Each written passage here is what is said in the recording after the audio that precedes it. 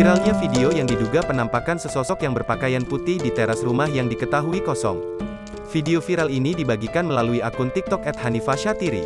Dalam video tersebut dia dan suaminya akan berziarah ke makam sang ayah sekitar pukul 20.30 WIB. Sebelum melanjutkan perjalanan ke makam, rombongan itu harus melewati rumah orang tuanya yang saat itu kondisi rumah dalam keadaan gelap. Ketika lampu disorotkan ke dalam rumah tersebut, sontak adik dari Hanifah beserta suami dan anaknya langsung membaca doa. Dalam video tersebut terlihat sesosok berwarna putih berada di luar teras rumah tersebut. Sosok tersebut hanya mematung terdiam dan sesekali bergerak ke kanan dan kiri saja. Saat itu juga terdengar dari video tersebut seorang memanjatkan doa seraya diiringi tangisan dari anaknya yang meminta untuk pulang. "Papa mundur, Pah pulang Pah," terdengar isak tangis anak dalam mobil tersebut. Sang ibu saat itu berusaha menenangkannya dan menyuruh anak tersebut untuk berdoa.